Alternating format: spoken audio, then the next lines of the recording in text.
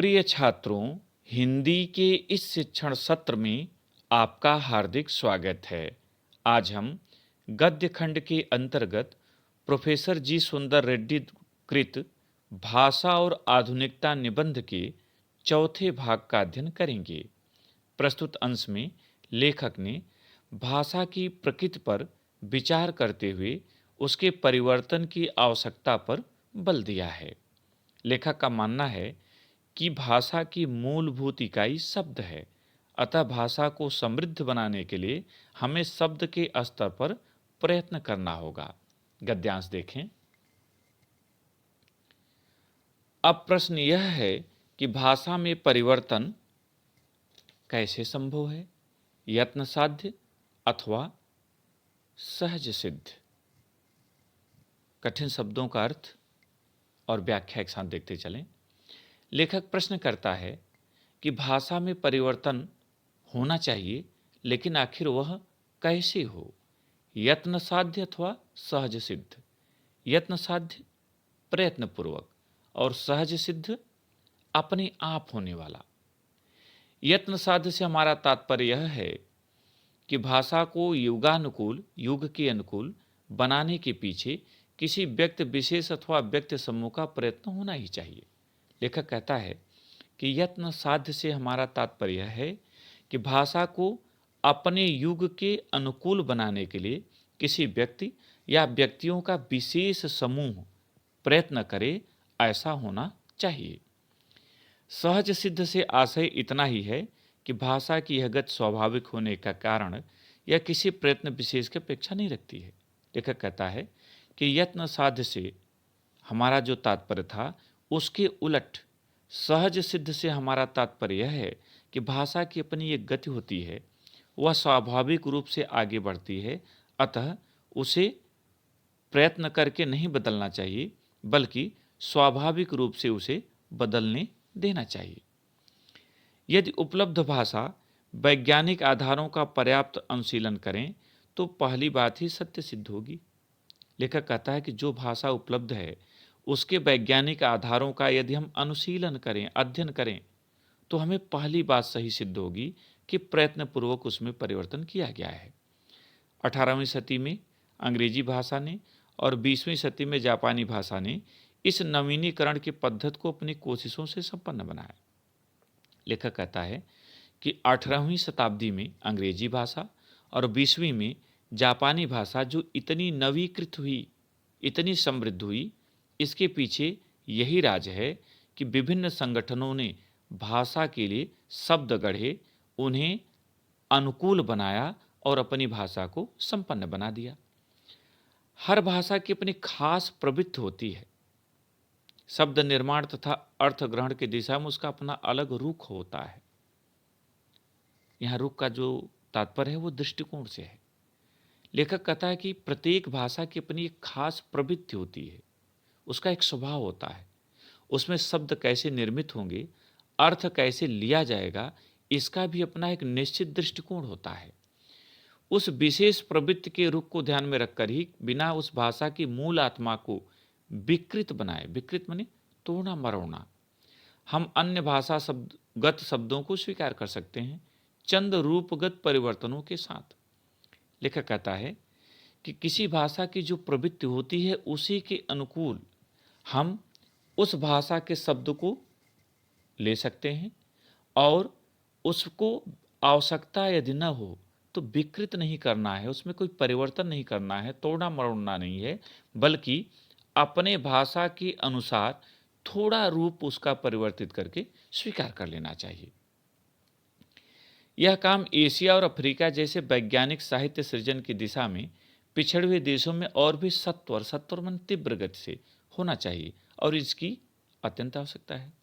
लेखक कहता है कि एशिया और अफ्रीका के देश जो वैज्ञानिक प्रगति में पिछड़े हुए हैं, भले ही वो आध्यात्मिक में आगे हैं, किंतु वैज्ञानिक प्रगति में अभी पिछड़े हुए हैं।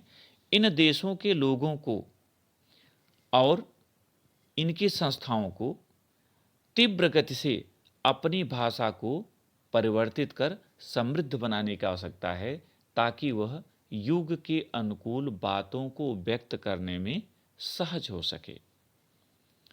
भाषा की साधारण इकाई शब्द है। शब्द के अभाव में भाषा का अस्तित्व ही दुरूह है। यदि भाषा में विकसनशीलता शुरू होती है तो शब्दों के स्तर पर ही। दुरूह माने कठिन, असंभव। लेखक कहता है कि किसी भी भाषा की मूलभूत इकाई शब्द होते हैं। शब्दों के अभाव में भाषा का अस्तित्व असंभव है, कठिन है। किसी भाषा में विकास का कार्य शब्दों के स्तर पर ही प्रारंभ होता है। भाषा में शब्दों का आगम अथवा निर्माण या तो अनायास होता है या सायास होता है, दोनों विधियों से होता है।